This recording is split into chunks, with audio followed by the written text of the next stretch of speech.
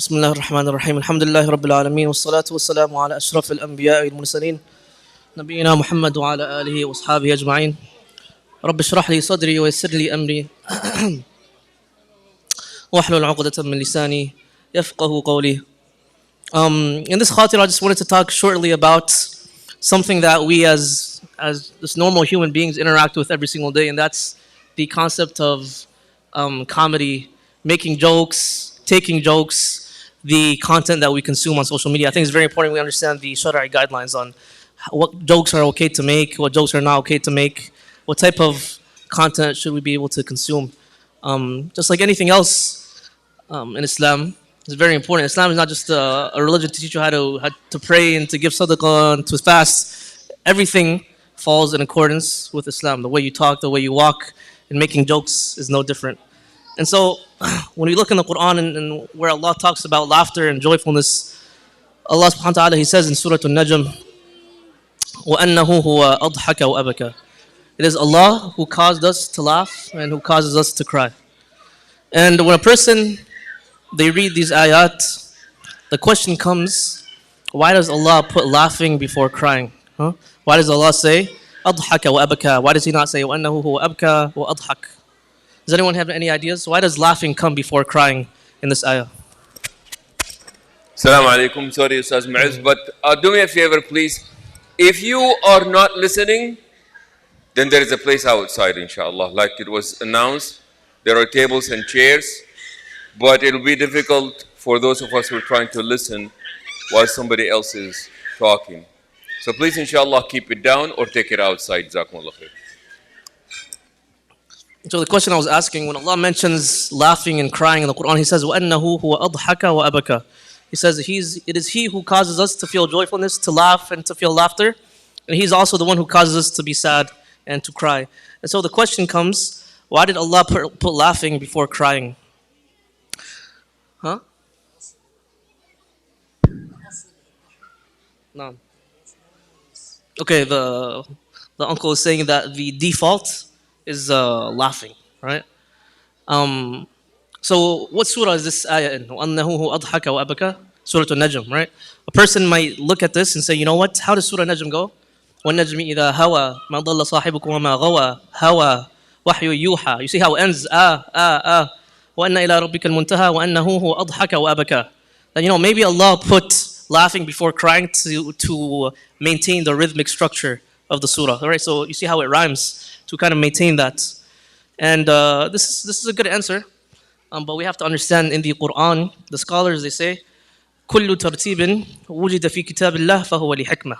Any order that you see in the Quran, when Allah lists certain things out, He puts one before the other, it's not done as a coincidence, right? He does so for very particular reasons. If you and I may not understand that, there's still a wisdom behind it. And so Ibn Ashur, he says that Allah put laughing before crying because what do you enjoy more? You enjoy laughing more or crying? Right? We enjoy as humans to laugh and to be entertaining to other people.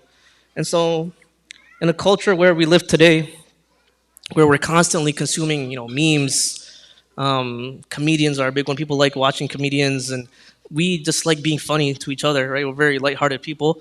It's important to understand what types of jokes are okay to make, what types of jokes are not okay to make, right? And these scholars, they talked about this in the books of fiqh and adab al-mizah, the etiquette when it comes to joking and messing around. And now when we look in the seerah, the question I have is, did the Prophet ﷺ ever joke around? Did he ever have banter with his wives, with the Sahaba? And the answer is absolutely, right? The Prophet ﷺ, he had a sense of humor to him. It's said that one time an old woman came to the Prophet ﷺ. She says, Ya Rasulullah, please make dua that I enter into Jannah. The Prophet ﷺ looks at her with a straight face and says, no, you will not enter Jannah. Because old women will be turned to young women, right? So there will be no old people in Jannah. Another time, there's actually a Sahaba who was known to be a very funny Sahaba. He was known to be a jokester and a prankster amongst the Sahaba. His name was Nu'ayman, radiallahu anhu. One time Nu'ayman was walking through the streets of Medina, and he saw that there was somebody selling honey. And he goes and he buys some honey, and as he's walking, the Prophet ﷺ is also there. Nu'ayman takes this pot of honey and he spills it on one of the other Sahaba. And the Prophet ﷺ, he comes to Nu'ayman, what did you just do? You did it in front of me too. You weren't even scared to do it in front of me. Nu'ayman says to the Prophet ﷺ, this guy looked like he needs some sweetness in his life, so I just poured some honey on him, right? Very harmless prank. Another time, there was a man who was visiting Medina, and just like today, before we enter the masjid, we park our cars in the parking lot. The people who visited Medina, they would park their camels at the entrance of the city, and so it said that Nu'ayman was inviting everybody for a feast. And Nu'ayman, he wasn't known to be somebody who had a lot of wealth. He wasn't like Abdurrahman ibn Auf, or he wasn't Uthman. He was just a regular guy. So everyone's thinking Nu'ayman's inviting everybody for a feast. Where did he get this from? And so everyone goes and they enjoy the food, and it's time for that visitor to leave. And he goes and he's looking for his camel, and he can't find his camel. SubhanAllah, when that visitor tied it up, Nu'ayman strictly went, slaughtered the camel, invited everybody to come eat, and now the camel was missing. And so subhanAllah, the Prophet ﷺ, he ended up paying for it. But just to show that the Sahaba and the Prophet ﷺ, they were funny people, right? And they knew how to be funny, and they knew the limits to where they could do it and not do it. And so the question is, are there times when a person should not make jokes? And what types of jokes you should not make, right? Where are the lines that you should not cross? The first type of jokes that are haram and permissible to make are jokes pertaining to mocking the deen, right? Nowadays, we see a lot of these content creators making skits, mocking the religion, mocking religious people, and then when you go and you confront them and you say, you can't make jokes like these, right? This is the deen of Allah. You can't use this for content. These people, they'll say, we're just messing around, we're just joking, and Allah, He quotes them actually in the Quran. He says, وَلَئِنْ سَأَلْتَهُمْ لَيَقُولُنَّ إِنَّمَا كُنَّا نَخُوضُ وَنَلْعَبُ. When you approach these people and you say, you can't make jokes about things like this, they say, we're just messing around, don't take it serious. And then Allah continues, He says, قُلْ أَبِ اللَّهِ وَآيَاتِهِ وَرَسُولِهِ كُنْتُمْ تَسْتَهْزِئُونَ. Say, with Allah and His verses and His messengers, are you joking about it? لَا تَعْتَذِرُوا قَدْ كَفَرْتُمْ بَعْدَ إِيمَانِكُمْ. That doing something like that can actually take you out of the fold of Islam, right? It's very dangerous to make jokes about the deen. And so the second type of jokes that are impermissible to make are jokes at the expense of others. And nowadays a lot of comedians do this, right? Where they have nothing to say, so they end up choosing somebody in the audience and they end up just roasting them, right? Making fun of how they look, making fun of what they're wearing. And this is not something that is allowed or permissible in Islam. Allah subhanahu wa ta'ala says, وَلَا تَلْمِزُوا وَلَا تَنَابَزُوا بِالْأَلْقَابِ. Don't make fun of one another and don't call each other by nicknames, right?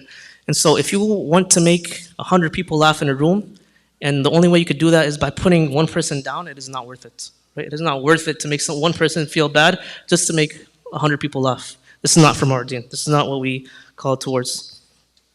Third type of joke that is haram and impermissible to make is jokes in which one uses vulgar or indecent or filthy language. Right? This is not from our deen. If you have to be funny and the only way you can be funny is by putting other people down or by using bad words, then I hate to break it to you, but you're not funny. Right? You need to find some type of other way to make people laugh.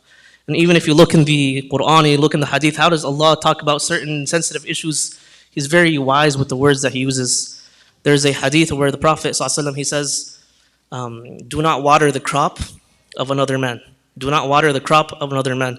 And he's referring to here, what he actually means is, do not marry a pregnant woman. It is haram to marry a pregnant woman. But look at the words that he used, right? Very pure and very clean. In order to teach us something in the deen, he used very clear and pure language. And so using explicit language is not from our deen, and using that to make other people laugh is no different. Then the last type of joke that is haram to make is jokes that are insensitive to the room, right? They say read the room. So subhanAllah, if somebody passed away, somebody just went through a calamity in their life, that's not the time to be joking around, right? At the time of janazah, that's not the time to be making jokes, to be messing around, to be cracking and trying to make other people laugh. That's a time where you focus on, this person has passed away. Inshallah, one day I will join this person. That's the time you use to reflect. But at the same time, the opposite is true, right? When you're hanging out with your friends and you're hanging out with your family and you're spending some time with your spouse and with the boys, there's no need to be so serious, right? There's no need to always be just ready to go. Just loosen yourself up, right? Make each other laugh, have fun. The scholars say, لِكُلِّ مَقَامٍ مَقَالٍ, right? Every situation has its own set of rules. You just have to read the room and make sure you're making the appropriate jokes in the appropriate environment. Um, so we ask Allah to make us from those who learn from these rulings and learn from these Shari'i guidelines and allow us to make jokes that are halal, and jokes that are not mocking Allah, jokes that are not hurting other people's feelings. And through this, we could still be funny and still entertain one another. But this is very important because we constantly consume content of comedy and even just ourselves. We want to know what types of jokes are haram to make. So it's important that we do everything through a Shari'i lens. Subhanakallahumma hamdik. No, sister, you have a question. She's been raising her hand for the whole time.